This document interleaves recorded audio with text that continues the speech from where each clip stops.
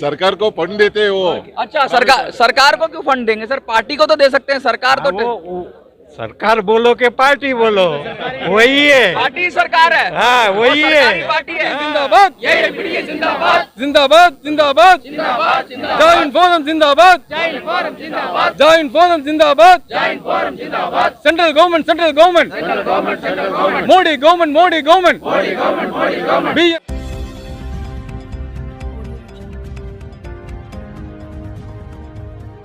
You are from Jamnagar and what do you think, आपको क्या लगता है कि क्योंकि गुजरात से मोदी जी हैं और आप भी गुजराती हैं, तो एक गुजराती को क्या कहेगा? वो मैं क्या कहूँ, जो प्रश्न हल नहीं करेगा हमारा, हम 2 टर्म से ये मांग कर रहे हैं उनके पास, तो तीसरी बार अब है, हम वोट नहीं करेंगे उसको। मतलब गुजराती कह रहे हैं कि गुजराती लोग कह रहे हैं कि मोदी जी सुधर जाइए, नहीं तो तीसरी बार नहीं देंगे वोट। नहीं देंगे। बहुत जबरदस्त बात है। अगर मोदी जी सुनेंगे तो क्या सोच रहे होंगे कि गुजरात का लोग ऐसा बोल रहा है? चीफ मिनिस्टर था ना, तभी भी मैं उसको मिला हूँ। आप मिले हैं चीफ मिनिस्टर? तो आप तो काफी सीनियर हैं, और क्या लगता है देश के अंदर क्या हो रहा है? पीएसयूज के साथ इतना बुरा व्यवहार क्यों कर रहे हैं? क्या सरकार प्राइवेट कंपनियों के दबाव में है? वो फंड देते हैं ना, हम फंड नहीं देते हैं। अच्छा। सरकार को फंड देते हैं वो। अच्छा, सरकार को क्यों फंड देंगे सर? पार्टी को तो दे सकते हैं, सरकार तो सरकार बोलो के पार्टी बोलो, वही है। पार्टी सरकार है। हाँ, वही है। पार्टी है। हाँ, पार्टी सरकार है, सरकारी पार्टी है। बहुत गंभीर आरोप लगा रहे हैं आप, गंभीर आरोप लगा रहे हैं। वहाँ से बहुत उनको पैसा मिलता है, से ही आता है। हाँ। सरकार में कहाँ से आता है? पार्टी में से ही आता है। सरकार तो टैक्स से जरिए लेती है, बराबर। और पार्टी फंड के जरिए लेती हाँ, है, तो वो उससे ले लेता है पैसा। अच्छा। आज आपने देखा, बहुत गंभीर आरोप लगा रहे हैं। भाजपा का जो इधर बनाया है, हाँ। जो उसकी ऑफिस पहले ऐसी थी दिल्ली में, हजारों करोड़ का है सर। हाँ, तो कैसे बन गया? कहते हैं दान दिया लोगों ने। कौन लोगों ने दिया? भाजपा वाला ने दिया है। कहते हैं आप समझते नहीं, ऐसा ऑफिस है ना, सभी डिस्ट्रिक्ट में उन्होंने बनाया है, सभी डिस्ट्रिक्ट में। हाँ, आपको पता नहीं है? गुजरात में भी है। अरे गुजरात नहीं, सभी डिस्ट्रिक्ट बोलो देश की। फिर भी ये जीतते क्यों हैं बराबर? वो तो 10% आदमी है ना, वो गोद लेते हैं। समझ गया? 10% आदमी को गोद ले लेते हैं। हाँ, नहीं, वो नया वोटर है ना, उसको प्रलोभन देके वो अपनी तरफ करते हैं। बहुत गंभीर आरोप लग रहे हैं बीजेपी पर कि नए जो वोटर हैं 10% के करीब, उनको प्रलोभन दिया जाता है। सीधा सीधा आरोप लग रहा है कि उद्योगपतियों की गोद में बैठी है मोदी सरकार। लेकिन ये जो गुजरात से आवाज उठ रही है, ये खतरे की घंटी है, क्योंकि अगर वोटर इस तरह से गुजरात का वोटर बोलेगा और गुजरात के लोग बोलेंगे तो मोदी जी के लिए बहुत मुश्किल होने वाली है। कुछ संदेश देना चाहेंगे मोदी जी? हमारा 5 लाख फैमिली है BSNL रिटायरी पूरा इंडिया में, उनका फैमिली मेंबर भी है। वो भी सोचेगा अभी, क्योंकि वो भी हमारा मेंबर ही है ना, तो हम वो ये प्रचार करेंगे अभी। तो 5 लाख फैमिली है, मतलब 20 लाख लोग हैं। हाँ, वो एक फैमिली में 4-5 लोग तो होता ही है। और फ्रेंड रिलेटिव्स को मांग लें तो 100 लोग हो गए एक फैमिली के अंदर, तो करोड़ों में पहुंच जाते हैं। वो हम करेंगे। वो करोड़ आदमी है ना, रिजल्ट चेंज कर देगा। रिजल्ट चेंज कर। ये देखिए, सीधा सीधा मोदी सरकार को बोला जा रहा है कि अगर इनकी मांगे नहीं मानी गई तो लगता है चुनाव का जो रिजल्ट होगा वो चेंज हो जाएगा। और रिजल्ट चेंज होता है तो कहते हैं कुर्सी कभी किसी की सगी नहीं होती, वोटर सगा होता है। वोटर का ध्यान रखना चाहिए सरकारों को, और इन लोगों से सरकार है, ना कि सरकार से ये लोग। आप बीडीपी जिंदाबाद, जिंदाबाद, जिंदाबाद, जय हिंद फोरम जिंदाबाद, जय हिंद फोरम जिंदाबाद, central government, Modi government, BSNL DOT, pensioners we demand, pension revision we demand, pension revision we demand। हाय मोदी जी, इस तरह के नारे लग रहे हैं जंतर मंतर पर, और संचार भवन पर लोग गए थे BSNL और MTNL के पूर्व कर्मचारी, जिनको डिटेन कर लिया गया। डिटेन करने के बाद उनको सीधा जंतर मंतर पर फिर से भेज दिया। मैं बता दूं आपको कि इन्होंने सीधी तरीके से 5 दिन की परमिशन मांगी थी, लेकिन परमिशन दी नहीं गई।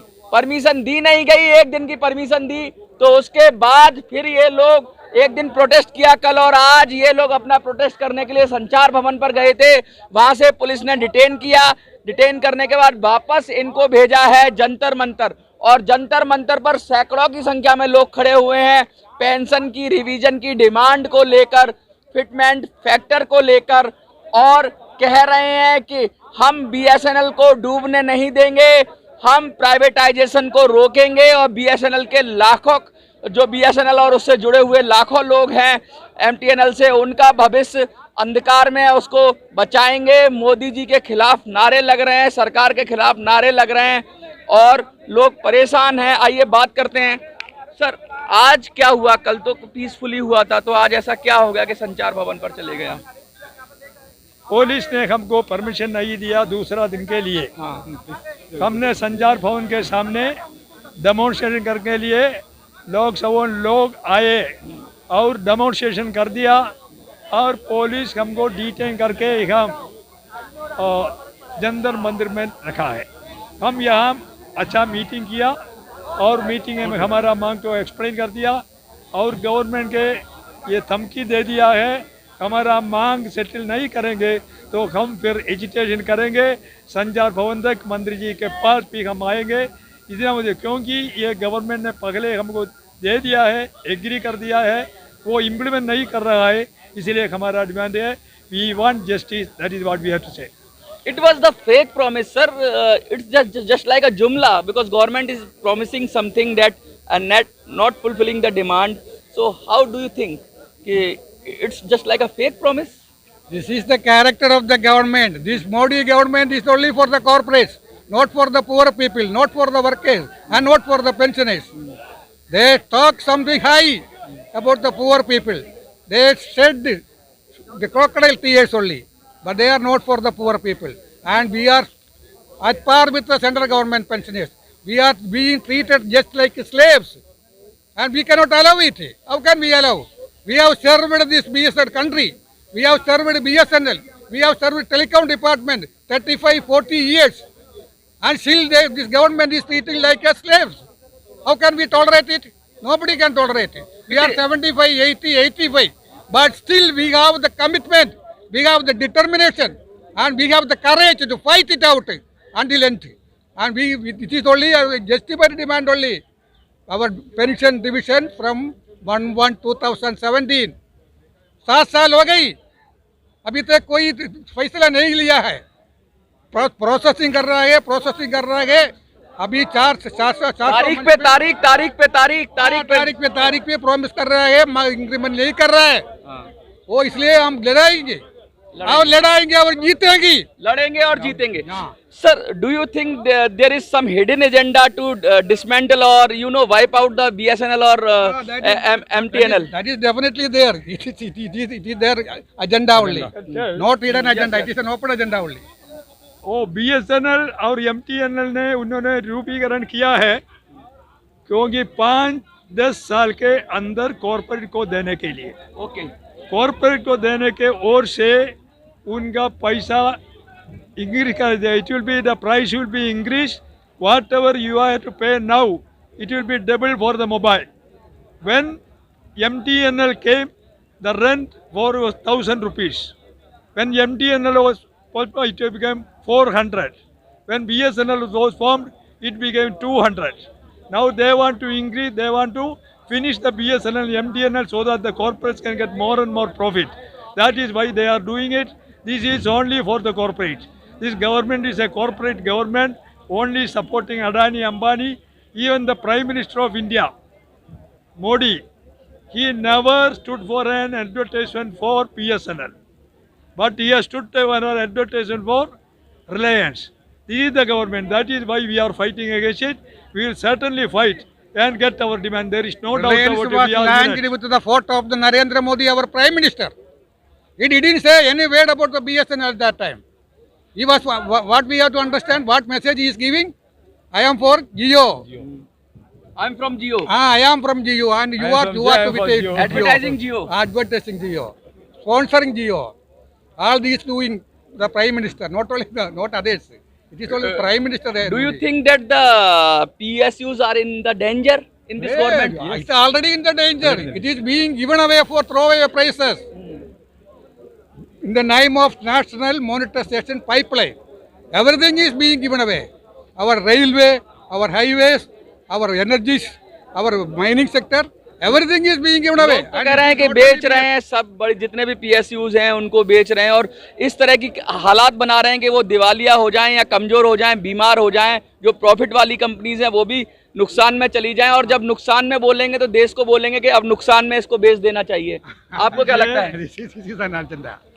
Pandit Jawaharlal Nehru inaugurating the first public sector in the country, Indian telephone industries, in 1948 said, these are the temples of modern India. We will start hundreds and hundreds of PSU for the development of the country. And it has developed the country, but after 40 years, Modi ji is stating that we will make all the PSUs smashan. We will make them cemetery. We will finish them. And all these corporates will be handed over to the, and all these PSU will be handed over to the corporate. We will fight to the last. देखिए लगातार ये बात हो रही है कि PSUs को किस तरीके से रोका जा रहा है और PSUs के साथ क्या खेल खेला जा रहा है। मोदी सरकार पर प्राइवेटाइजेशन के समर्थक होने के आरोप लगते हैं। लगातार ये लगते हैं कि जैसे अब जो प्राइवेट सेक्टर के लोग हैं उनका काम सिर्फ प्रॉफिट मेकिंग होता है, उनको सोशल वेलफेयर से और देश से समाज से कोई लेना देना नहीं होता है। अगर प्रॉफिट होगा तो काम करेंगे, प्रॉफिट नहीं होगा तो काम नहीं करेंगे। लेकिन जो सरकारी कंपनियां होती हैं वो देश और समाज को देखती हैं और उसके अकॉर्डिंग ही बात करती हैं।